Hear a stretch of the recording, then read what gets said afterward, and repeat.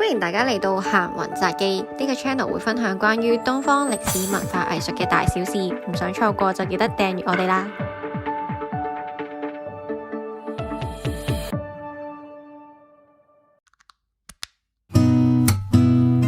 今集我哋一齊跟住吳冠中嘅畫作雲遊天下。吳冠中係中國近代藝術家，其畫作兼具中西方特色，發展具東方詩意嘅抽象藝術。而第一站我哋嚟到佢嘅故居宜興。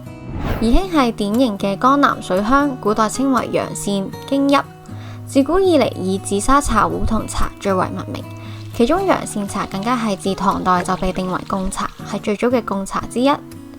吳冠中就出生喺宜興，長大之後考入浙江大學工業學校電機工程科。喺16歲嗰年嘅暑期軍訓，佢認識咗一位藝術生朱德群，一個改變佢一生嘅人。朱德群帶佢參觀杭州藝術專科學校，踏進藝術世界嘅大門，亦都因此令吳冠中喺1936年毅然轉讀杭州藝專學習繪畫。而喺佢一生多次到訪江南各地寫生，充滿詩意嘅江南畫作係佢重要嘅標記。小橋流水、白牆黑瓦、燕子，從佢嘅畫作感受江南嘅美，感受佢對故鄉嘅情懷。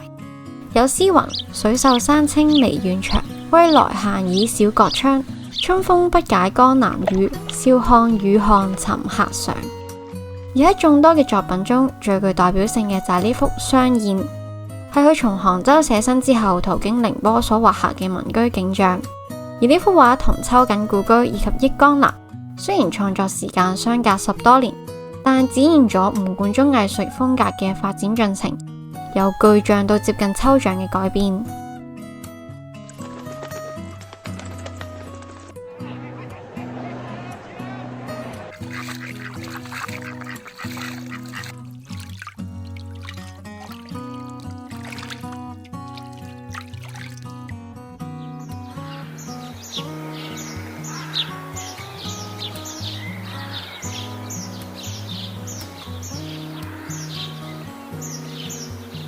離開寧波，我哋嚟到隔籬嘅肇慶，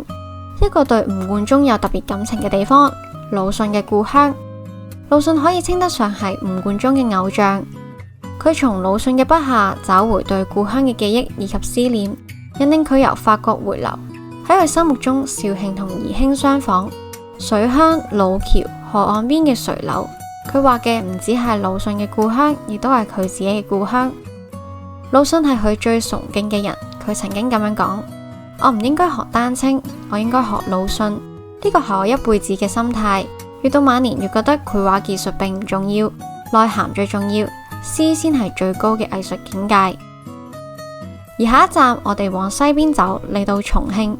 跟江南不一樣嘅風光，密密麻麻嘅房屋依山而建，一條長長嘅梯級通往山城嘅深處，有如趙熙所寫嘅詩一般：萬家燈火氣如虹，水勢西回復浙東，重鎮天開巴子國，大城山崖與皇宮。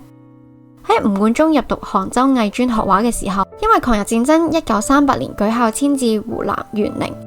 隨後杭州藝專又同北平藝專喺四川重慶合併成為咗國立藝術專科學校，所以佢曾經喺重慶學畫，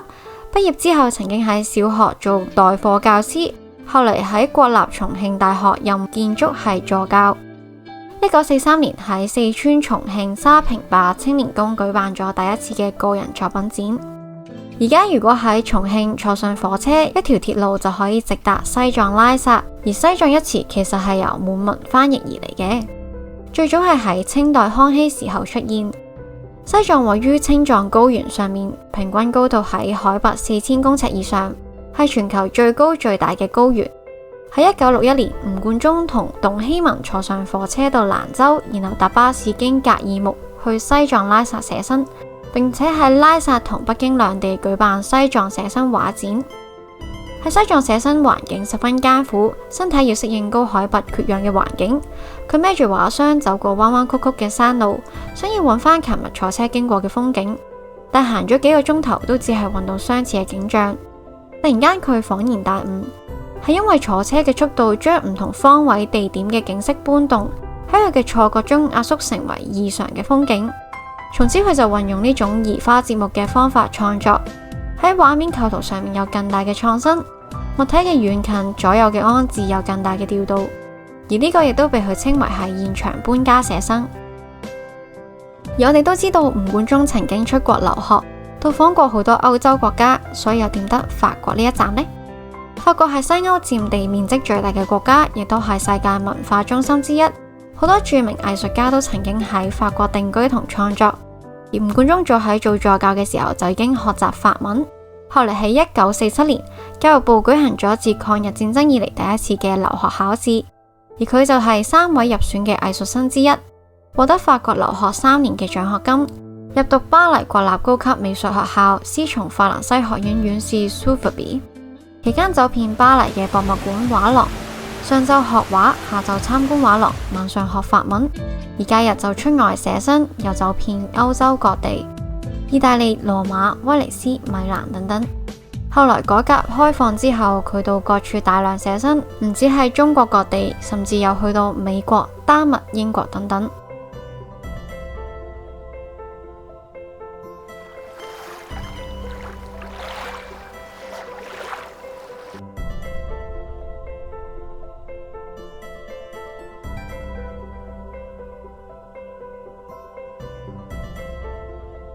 而3年法國留學嘅期限屆滿，吳冠中選擇回國。當時佢途經香港，轉陸路返屋企。香港喺地圖上只係一丁點咁大嘅地方，融匯中西嘅文化。呢度嘅風景唔係小橋流水，而係密集嘅摩天大廈，即使喺夜幕下都係燈火通明。但呢次佢並冇停留喺香港，回國之後佢喺北京中央美術學院任教。但因為推崇西方藝術思想而遭受批評，並且調職。佢所畫嘅人物畫被稱為係醜化工農兵，係資產階級形式主義者，亦都因為咁而改畫風景畫。面對自己嘅藝術概念冇辦法表達，亦都令到佢感到相當痛苦，甚至有諗過想要放棄做美術，走去做翻譯。然後嚟到文革爆發，佢銷毀咗由巴黎帶翻嚟嘅所有作品，亦都被逼到農村勞改。有3年時間，佢被禁止繪畫寫作，直到1972年允許每周作畫1次，亦都因為物資缺乏而用糞框作為臨時畫架，亦都因為咁而被戲稱為係糞框畫派。直到1978年改革開放，吳冠中經中央工藝美術學院舉辦咗回國之後首次嘅個人作品展，喺1990年受香港土地發展公司邀請到香港寫生，記錄佢對香港嘅印象。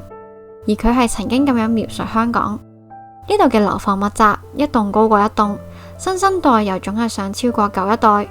於是所有嘅空間都將受到被侵略嘅威脅，而天空恐怕只能夠喺玻璃嘅牆面中反射中呈現啊！動盪忙碌嘅香港，五彩繽紛嘅香港，眼花繚亂嘅香港，呢啲線塊以及色點都直接呈現喺白紙上面。冇底色嘅烘托，顯得更自由自在，喺空靈中表達無盡與深遠。而喺晚年，佢並唔打算將畫作留俾自己嘅仔女，選擇將最好嘅作品都捐俾博物館。佢視作品為女兒，而佢晚年最大嘅心願就係為女兒尋找歸屬。而香港藝術館前後就獲得佢4次嘅捐贈，一共有400幾幅作品。